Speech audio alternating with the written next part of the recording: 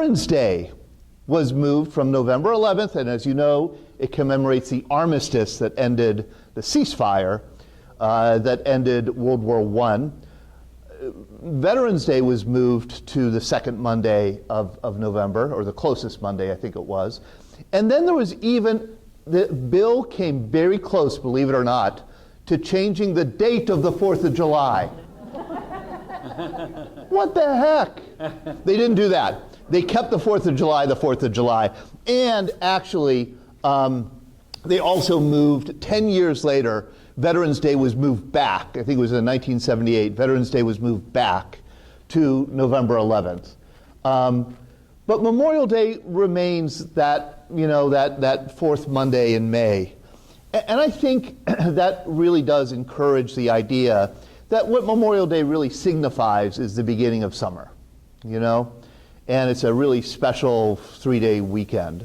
So I think, in other words, I wasn't alone in viewing Memorial Day as I did. There are a number of political figures, officials, senators, congressmen, who've been trying to change it over the years. No politician was more persistent in his attempt to change it back than this guy, Senator Dan Inouye from Hawaii. Here he is pictured with John F. Kennedy in 1962. Inouye was a senator for Hawaii. I think he was involved in politics before Hawaii was a state. I think he became the first congressman from Hawaii. And then he served in the Senate for Hawaii for 49 years until his death. Sheesh. He died in 2012. And as you could see, you know, he's having a conversation here with John Kennedy. You can see both of them, these two World War II vets, that Inouye lost his arm in World War II. Inouye, his father was a Japanese immigrant. He grew up in Honolulu. He was 17 years old when Pearl Harbor was attacked. He saw the attacks and actually applied first aid to some people who were wounded. His skill at first aid, he was a high school senior, got him a job, a paying job with the Red Cross as a Red Cross supervisor during the war. He tried to join the Army when he turned 18 and was told that he couldn't by law because he was Japanese. And it was an alien exclusion. He could not, because he was Japanese American, he could not join the military. And then in 1943, Franklin Roosevelt created a new unit of Japanese Americans called the 442nd Regimental Combat Team. And Inouye applied again to be a part of it. He was a part of it. They were given tough training. He shipped overseas. This was an all-Nisei unit, Nisei, second generation Japanese.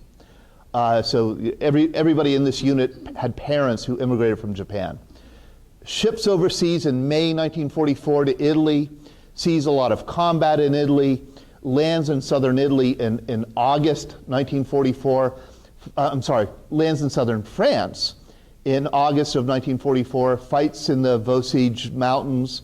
A lot of close calls, one very memorable close call. He was shot in the chest, right above his heart, but he carried with him in his shirt pocket 2 lucky silver dollars that stopped the bullets. And so he wasn't hurt. He wasn't so lucky the next time. The next time he's back in Italy fighting in the Apennine Mountains, I think, and by this time, he had gone in a private and he had gotten a battlefield commission, and you know what that takes. You have to show leadership in battle, and you have to have enough people wiped out in your unit to have a need for a lieutenant. So he became a lieutenant, a platoon leader, and they were attacking my memory says, 3 German machine gun nests in the mountains in northern Italy. And they approached the first, and he was hit badly, pretty close range, a shot in the gut. And he kept on fighting. Helped to eliminate the machine gun nest, then went to the second machine gun nest and helped to eliminate that. All the while he's bleeding pretty badly. And then decided he's going to go on his own and take out the third machine gun nest, which was like a bunker. And he had a grenade in his hand, in his right hand. This is quite a story. He crawls to the third bunker with the grenade in his hand, gets up, kneels up to throw it, and at the time he's going to throw it, he's like this. The pin is out. The pin is out. So, with the grenade, this is the kind of grenade he used, the MK2. Here, you take the pin out, and then you hold that handle. What's it called? The spoons? Is that what it's called? I don't know. You hold that handle, the handle, and then once you let go, the grenade becomes live and it explodes. So he has the grenade, the pin is out, he's about to throw it into the bunker, and a German, and he was very close, he saw this German, rose up with a grenade launcher, which was like a rifle with a grenade, shooting a grenade instead of a bullet, and hits his elbow. The grenade does not explode. The grenade that shot at him does not explode, but it's being shot from a rifle, so it takes his arm off. It severs his arm right here. His arm, Inouye's arm, falls to the ground right at his feet. And he's like, oh shit. His hand's going to let go. The grip does not let go.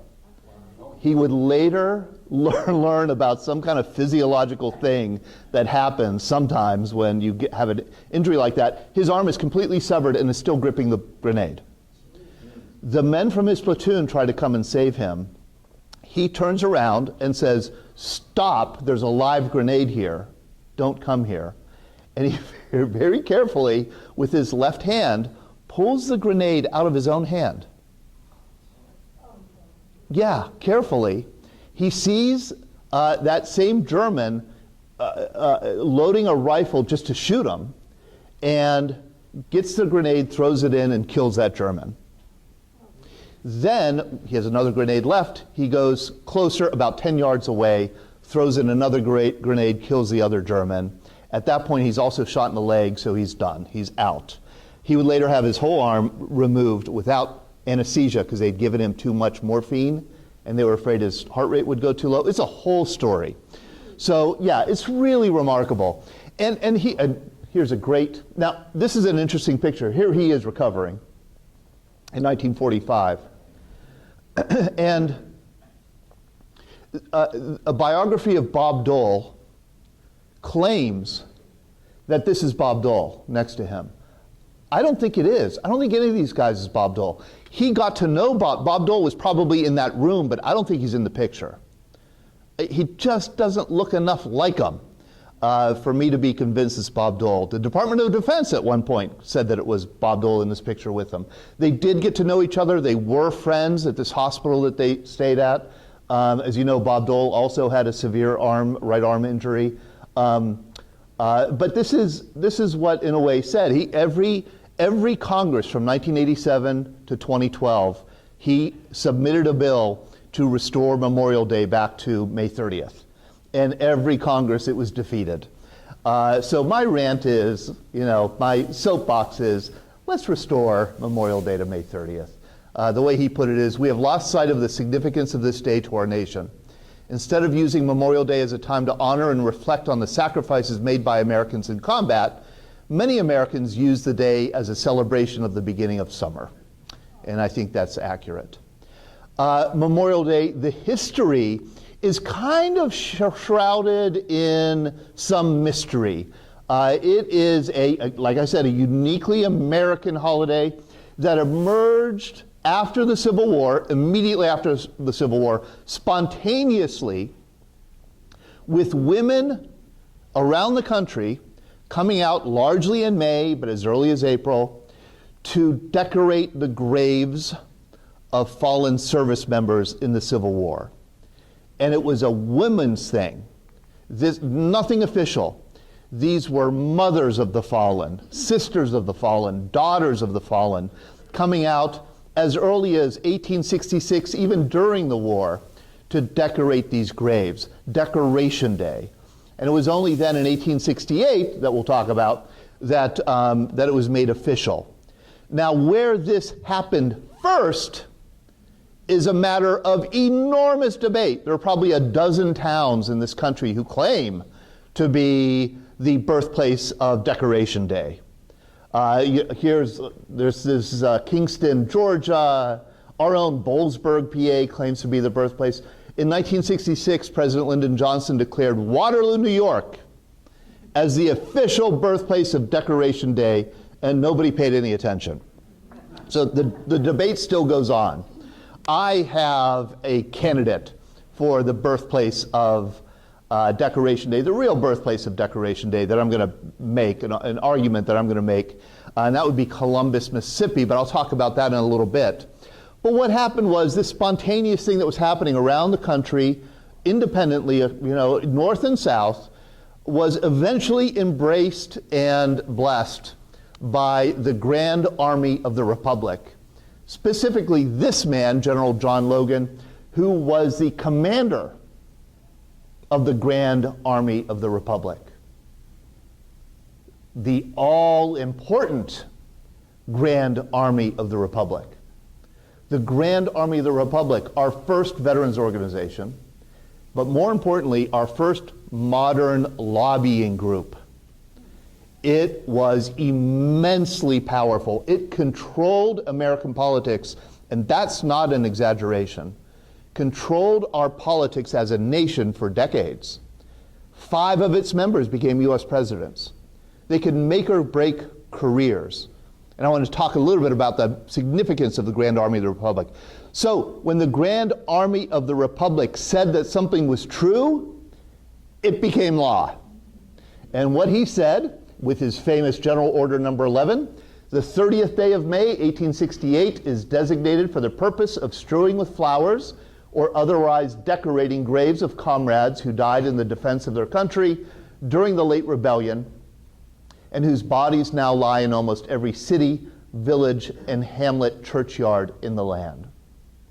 Now, it just so happens that we have 2 members of the Grand Army of the Republic with us tonight. I asked them to come. It's quite remarkable because they're like 190 years old. But here they are. We have Marty Neiman and we have Bob Fark. You look really good for 200. Could you stand up and... Well, I'm a reenactor. Oh, you're a reenactor. He's the original. Oh, he's the real, Bob's the real, okay. So these guys, I asked Marty and Bob to come here because they know more about the Grand Army. Don't they look great? Yeah. Wow. These 2 guys know more about the Grand Army of the Republic, and this is a really important part of our history, the role of the Grand Army of the Republic in kind of shaping our politics in the Gilded Age and beyond. They know more about the Grand Army of the Republic and the history than anybody I know. And Marty especially gave me a wonderful tour back in December at this place, which is the Thomas Espy Grand Army of the Republic Post in the Carnegie Free Library in Carnegie.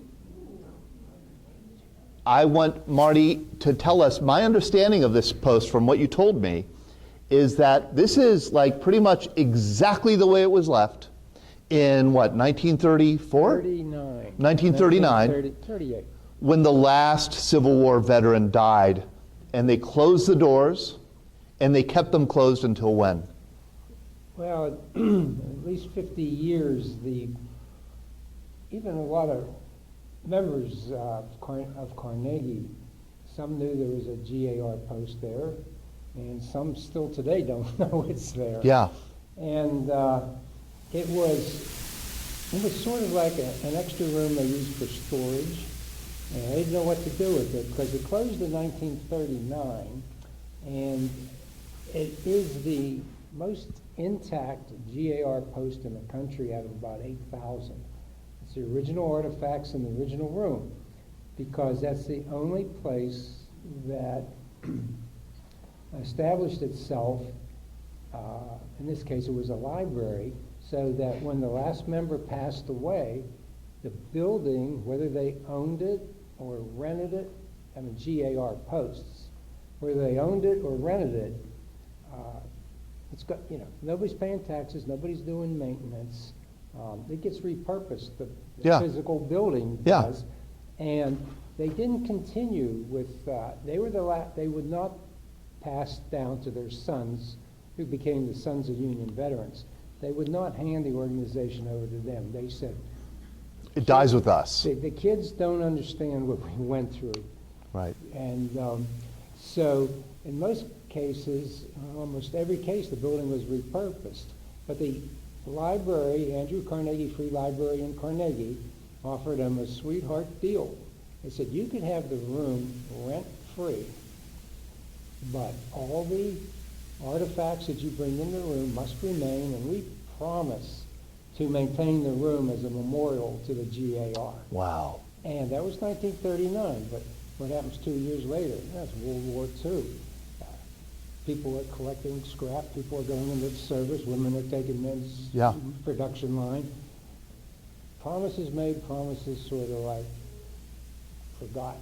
Yeah. And through the years of the war, and even after the war, the expansion, people coming back, new families being established, a decade or two goes by, and it's like out of sight, out of mind. Yeah. So basically, the room stayed locked up for almost 50 years till 1980.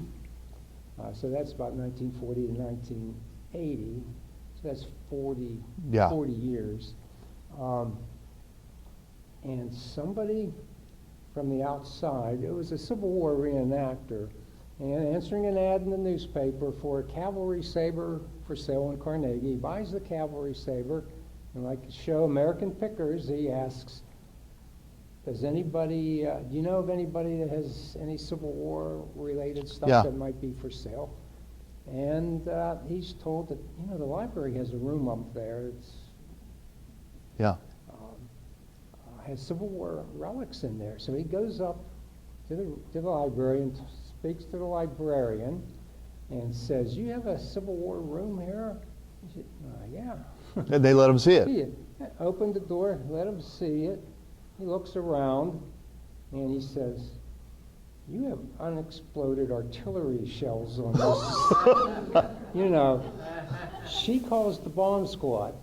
And there's September something, 1980. I should have provided the Yeah. clip for you. Yeah. Guy from the bomb squad holding a shell, fused. And it went around the world. And all of a sudden, you went from totally forgotten about Yeah. to, when can I come see this? This was Yeah. big news, I have to say. When this room was uncovered and discovered, I mean, it made the New York Times, it was in Time Magazine. I do remember following the news of this way back as more and more of it was being discovered, and then it was being opened up to the public. Right, and that's what sort of got me interested in Civil War reenacting. I think I was already doing it at the time, my memory. Yeah. And, for a long time, Civil War reenactor, but you just can't keep going, wool uniforms and 90-degree heat and humidity and Yeah. stuff. That gets old. And once you reach 70, it's like you're not credible as an 18-year-old soldier anymore, So right? here we are, a Pittsburgh Civil War reenactment group, and we started meeting at the library there because they have a GAR post. Yeah. And then when it's time to move on from, marching and sleeping in tents. Right. And this is the front of, you'll probably tell Yeah. me that.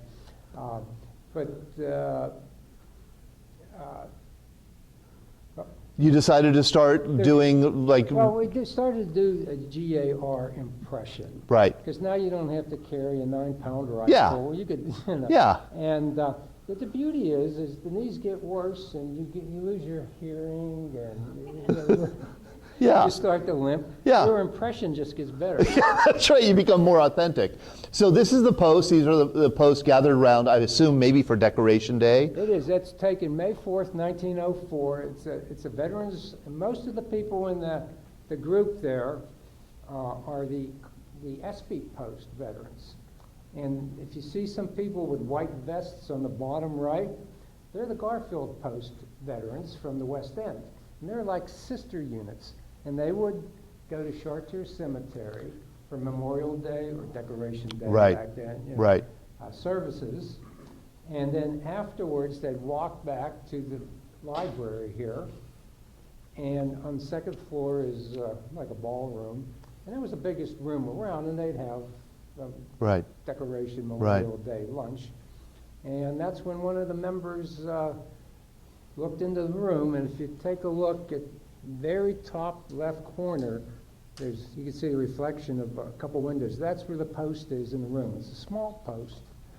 And, interesting, and over on the other side, there's a window, and there's a couple young girls in there. Right. And I was once given a tour at the SB Post about 30-some years ago. An old lady walks in, elderly lady, and that picture's in the post room, and she says, "See those girls in the window?" She says, "One of them was me." Wow. Oh, is that cool? And it's so neat to look at this picture because it does reveal, I see a black face right here. That's right. And the GAR, the Grand Army of the Republic, it wasn't racially integrated, but there were integrated posts. There were integrated posts. And certainly for a largely white organization, it was kind of by far the most progressive in terms of civil rights. One of the lobbying issues that it had is it wanted black voting rights. It fought for black voting rights, and that's because largely the GAR, entirely, was Republican. I mean, was there a single Democrat among?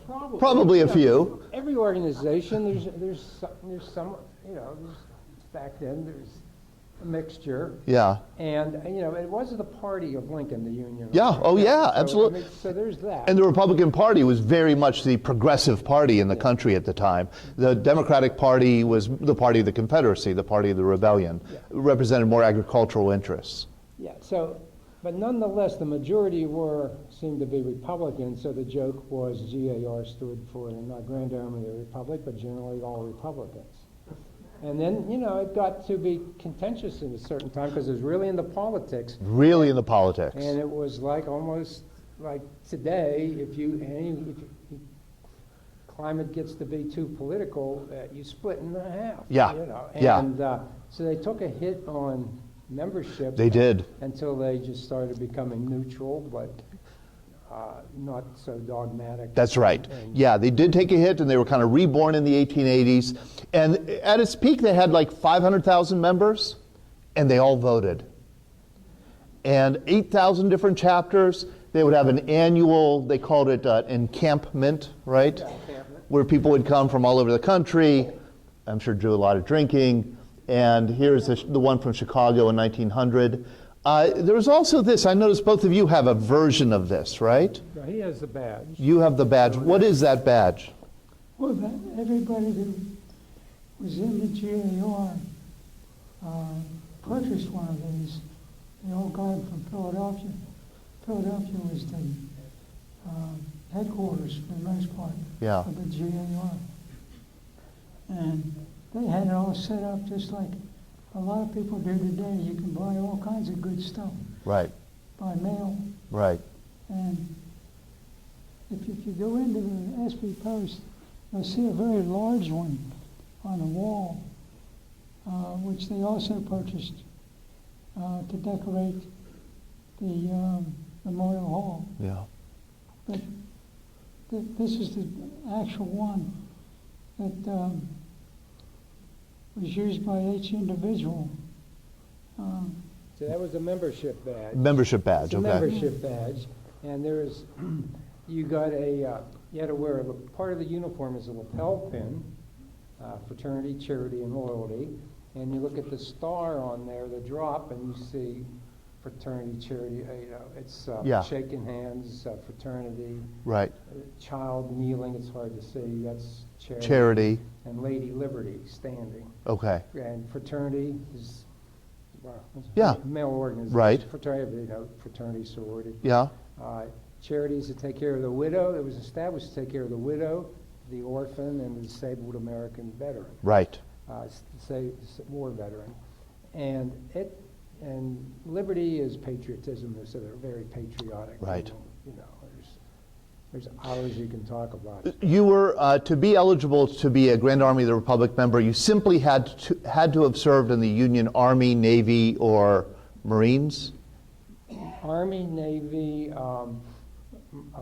Revenue Cutter, yeah. Revenue Cutter, Later, right, became Coast Guard. Coast Guard. right. Yeah. One of Okay. Did the Confederates have their own version of this? The, yeah, they copied it. Okay. You know, they United Confederate Veterans, and Right. they had a gray uniform. I mean, even the uniform. Huh? United Confederate. United Confederate Veterans. Okay. I mean, the official uniform. Each state, for the most part, was a department. So, the Department of Pennsylvania. Yeah. And they almost all the suggested uniform was. It's not a military uniform, but it looks like it's not a. Right. Right.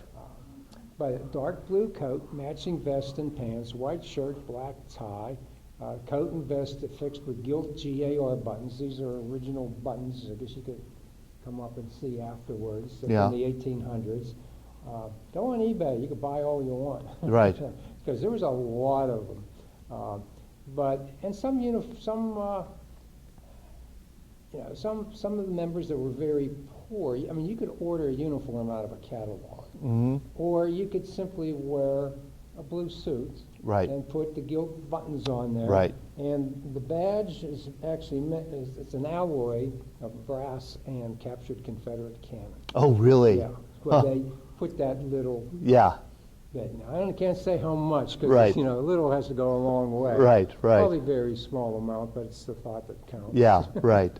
So if you want to take a seat, I was going to, you could chime in as I talk. I thought I would talk a little bit about the Grand Army of the Republic's greatest achievement, and for some, the most infamous achievement, which was the creation of the first veterans pension in the country.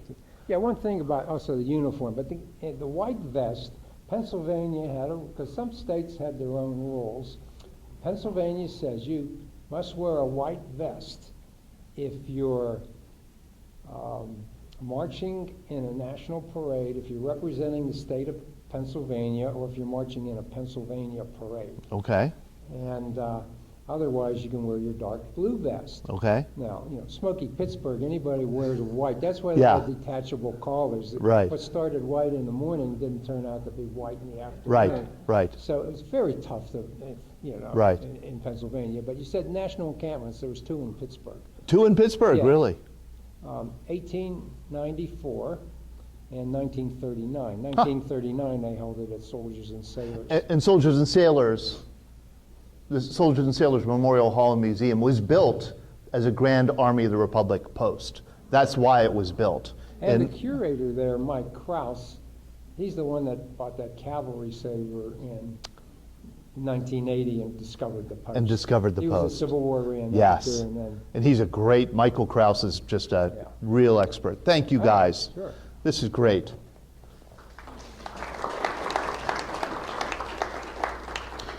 I want to talk about this. The Grand Army of the Republic was our first veterans organization, and it was really the organization that created the veteran as a class of citizen. Before that, we really didn't have anything special for there were no veteran cemeteries, hardly any war memorials, hardly any pensions, no veterans pensions or benefits, no VA, nothing like that. There was no Veterans Day, there was no Memorial Day. It was just every male was considered to be a potential veteran who would serve in their local militia, and there just wasn't anything special. The Civil War changed all that, and the GAR specifically changed all that. Now, during the war, there was this Invalid Pension Act that was passed in July 1862, which meant that if you were a Union soldier and you were wounded or killed, you would be compensated the rest of your life, or your dependents would, from a range from $8 for a private to $30 for an officer, and depending on how badly you were wounded, if you couldn't work. So there was that kind of coverage for people who were wounded in the war. What the Grand Army of the Republic wanted was for every veteran, every Union veteran, to be eligible for a pension once they reached an age where they could no longer work. So they did have to demonstrate a disability. And in 1890, June 1890, they got it. It was the Disability Independent Pension Act. And it granted all Union veterans who are disabled for any reason would receive $6 to $12 a month. And you did not have to be, it was not something that, it did not have to be a war wound. It could be, you got arthritis at age 65, and then you would be given this pension. So it was unbelievable. There had never been anything remotely like this. The federal government had to create a whole new department of record keepers to keep track of the applications. And the money that was paid out was just enormous. There had never been anything like it before. The GIR would later say, and this is GIR quotations, they called it the most liberal pension measure ever passed by any legislative body in the world, and the largest government expenditure in history. And it was. 1 million people received it by 1893. It cost $160 million a year. In 1904, Teddy Roosevelt expanded it to include all veterans over the age of 62. So once you reach the age of 62, you got the pension whether you liked it or not, whether you're disabled or not. It was our first old age pension, and it came from the Grand Army of the Republic. In 1912, it was increased. There was a Grand Army of the Republic campaign to increase it to $1 a day, and that was achieved in 1912. $30 a month, a lot of money. You could live off, you don't live large, but you could live off $30 a month in 1912. This program was so big, 45% of our federal budget went into it. So it was popular for the people who received it, and very unpopular for the families that didn't benefit from it. It led directly, this Pension Act led directly to a desperate need on the federal government to raise money. Income tax was unconstitutional. You could not impose a federal income tax on citizens. So the only resort was a tariff. And tariffs went through the roof during the McKinley administration, largely to pay for this pension plan. Here's another cartoon. Uncle Sam is growing skinny while this Union general is getting fat. Here's Uncle Sam shoveling money under an old elephant, a white elephant, labeled pensions, that just keeps on eating more and more. This pension could be passed to the next of kin. So if the veteran died, the widow would inherit it and receive the pension. And then also dependent children under the age of 21 would receive it. And then children who were disabled, they could receive it for life. So there did start to be, after 1912, this phenomenon where you had younger women marrying older men for the pension. This was quite common. And I learned about the prevalence of this in 2020 when there was a newspaper article, and I ended up reading up all about this woman. That somebody discovered a woman in 2020 who was still receiving a Civil War pension. And her name was Irene Triplett.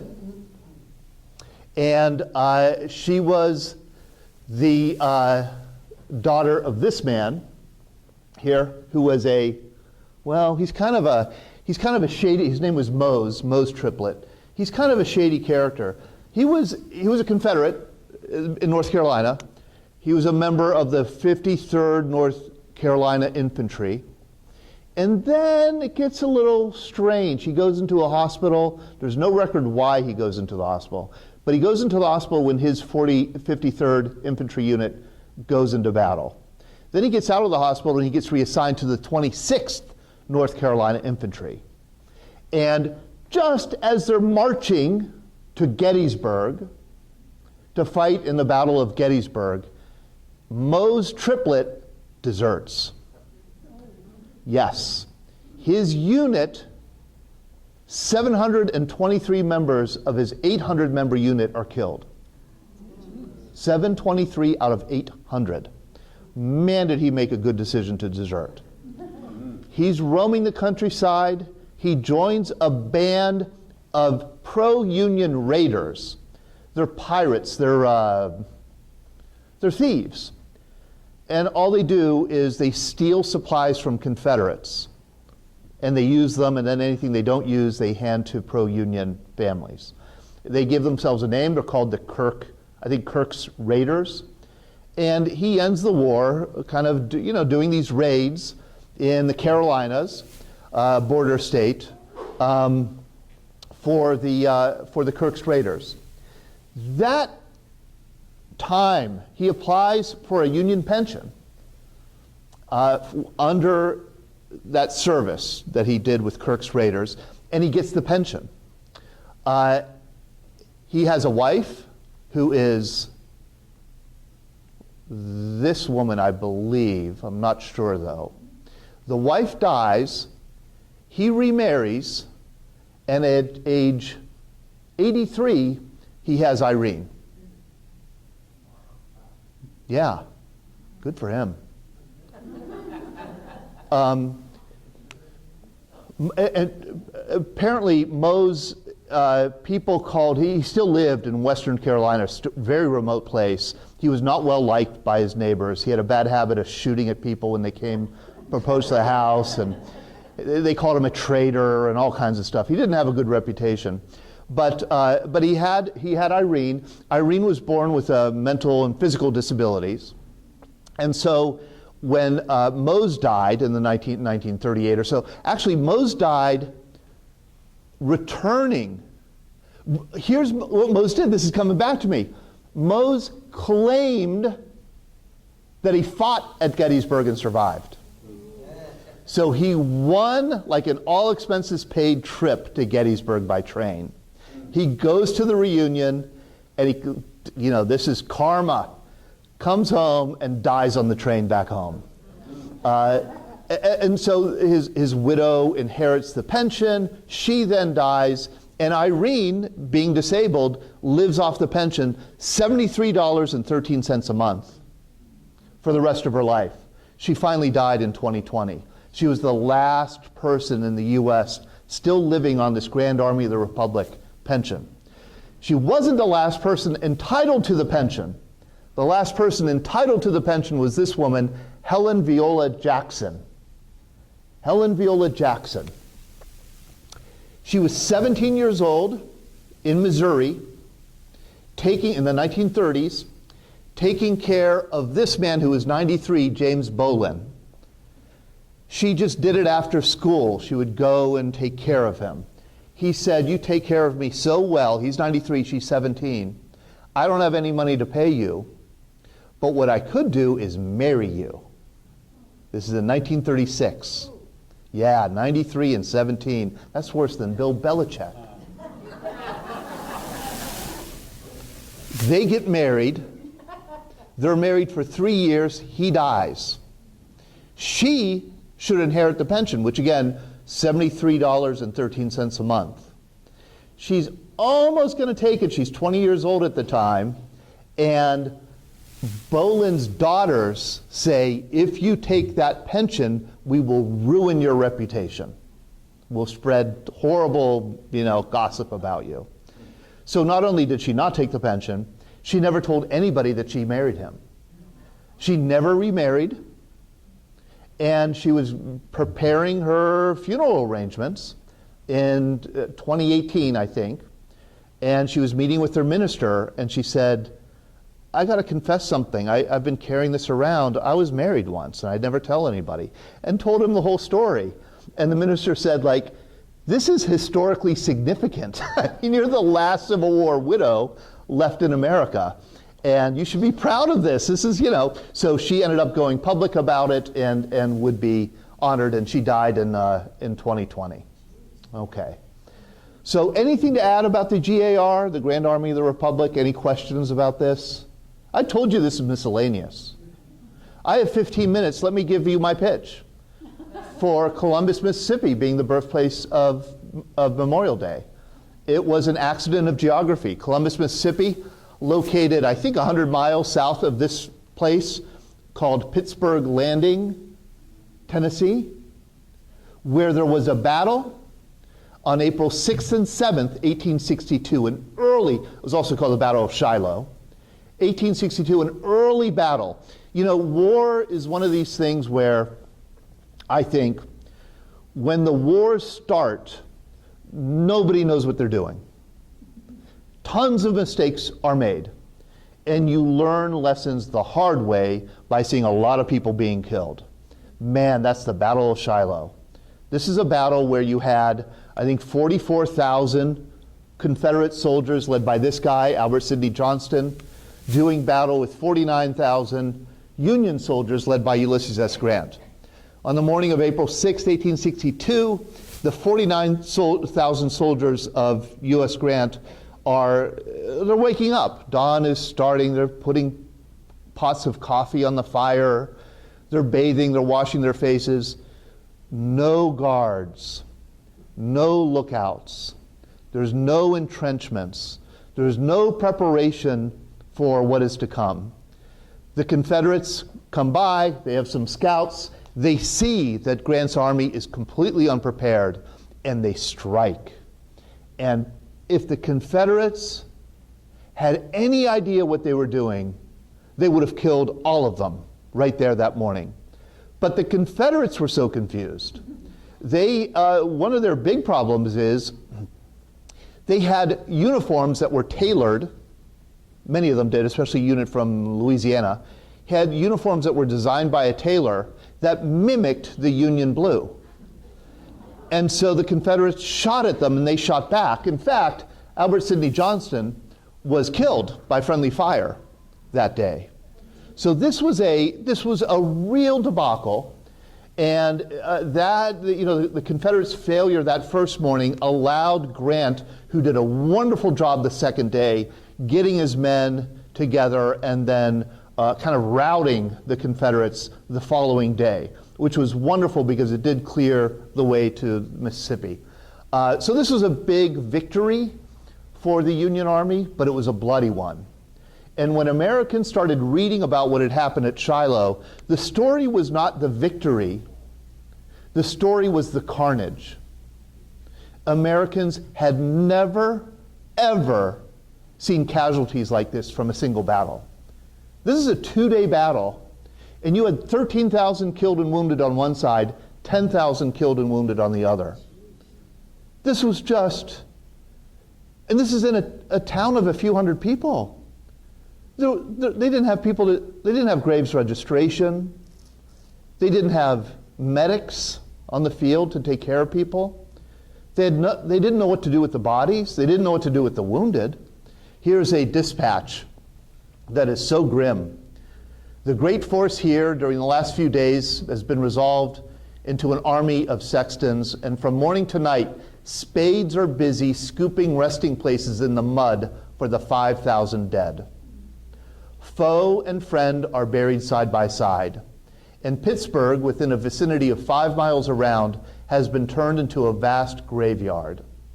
No marble tells who are underneath, but a piece of board occasionally marks the name of an officer. Sometimes a fence, logs piled one on the other, keeps wagons and cavalry from obliterating the rude mounds. The task of burying has been a sad one. Fathers found sons and sons' fathers among the slain, and 2 or 3 left of companies from some towns assisted in gathering their comrades' bodies and placing them in pits where 50 or more were hidden at once from view. The air is already tainted and places sickening with horrible stench. And it goes on from there. Terrible slaughter on both sides. This was horrific and new. There were so many dead, there were so many wounded. As you can see, they tried to bury the dead as quickly as they could. The wounded were harder to deal with because where are they going to go? There's no hospital or anything. So what they did, both sides, is they commandeered wagons from farmers around, loaded as many people into wagons as they could, and then sent them down these spoke country roads at different directions. And the order of the day was go as far as you can till you hit a town, and maybe somebody will help you. 80 men were loaded into a bunch of towns, made it 100 miles directly south to Columbus, Mississippi. By the time that 80 arrived, 40 were dead. and they were buried in this cemetery, Friendship Cemetery in Columbus, Mississippi. Later that month in April, a group of women, these women, came out and decorated the Confederate dead, the graves of the Confederate dead in Friendship Cemetery. In many cases, it was just simply a single, you ever see those huge, they're beautiful, and they smell so great. The southern magnolias, so different from our northern magnolia. Oh, these things are beautiful. Often it was just a single magnolia blossom on a grave. They did it in 1862, they came back the next year, and the next year, and the next. And then finally, of course, the South loses the war. Columbus, Mississippi, as much of the South, is now occupied by the Union Army, which is occupying the South. And in April of 1866, these women, the ladies of Columbus, they come out again in 1866. And they place that single magnolia flower on every Confederate grave. And then one of them looks over and sees the 40 lonely Union graves. And they do something that I think is just remarkable. They go over and decorate the Union graves also. And there was a Union soldier who was there as part of the occupation. He witnessed it and was very moved by it. He ended up writing a letter, this Union soldier did, to this man, Horace Greeley, who was one of the most influential Americans at the time. He would eventually run for president. He was the publisher of the New York Tribune. And he told Greeley about what he had seen at Friendship Cemetery. Horace Greeley was so influential, he wrote an article about this, and he encouraged Americans in 1866 to go out and decorate graves, to confront the horrors that we're still trying to absorb, he said. We're still trying to figure out the horrors that happened to us. This was the birth. This article, I think Horace Greeley took these little independent memorials that were going on, these acts of decoration that were going on, and made it a national movement, a national thing. And the horrors that Greeley said that we needed to absorb was the horror of unprecedented death. I mean, the most accurate estimate is that 750,000 Americans died in the Civil War. 750,000. 2.5% of the population. If we were to have a war today where 2.5% of our population died, that would mean losing 7 million people. If the Vietnam Vietnam War Memorial Wall in Washington, D.C. has 58,000 names on it, if Vietnam had cost as many lives proportionally as the Civil War, there'd be 5 million names on that wall. So it's almost too much to imagine. Here's all those killed per 100,000 in the Civil War compared to other wars. And you could see nothing's close. Nothing's close. Americans had never seen anything like this before. They weren't expecting it, and they didn't know how to deal with it. The dead were everywhere. 50,000 Americans died in the American Revolution. 50,000 over 8 years. 50,000 killed and wounded. 50,000 killed and wounded in 3 days at Gettysburg.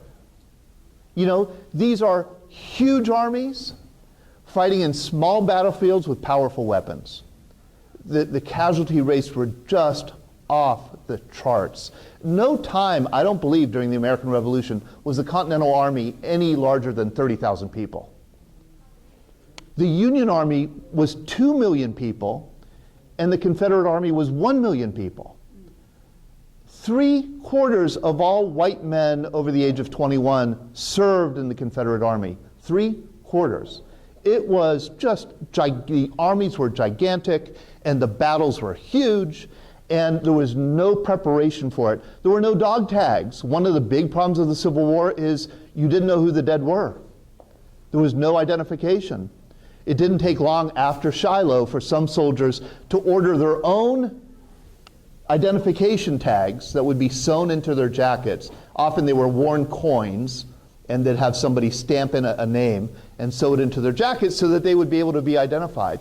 There were bodies everywhere. Gettysburg, 3 days in Gettysburg, 8,000 bodies are lying around in a town of 2,000 people. What do you do with them? And that's not including the horses and the other animals. I mean, this was just an apocalyptic experience. There were shallow graves everywhere where there was fighting. And it wasn't just the quantity of death. It was the quality of death, and this is where I'll end. It was the quality of death that I think really disturbed Americans. America, it's hard for us to go back to 1865 and imagine what it was like, in part because Americans in 1865 were extremely religious. And I mean very religious. Religious in a way that I think we aren't. Even the most religious of us aren't quite in the same way. So, for example, there was a popular religious belief among American Protestants that your experience of death going to the afterlife was going to be largely determined on your state of mind when you died.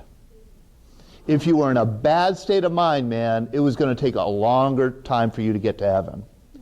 And so the idea was to have a good death and to prepare for it.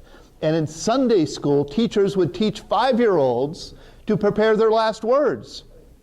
You gotta get your mind right. You gotta prepare to meet your maker, kind of thing. So didn't you ever wonder, you read in history, Stonewall Jackson, his last words were, last words? And his last words are like speeches. That's because they prepared them ahead of time.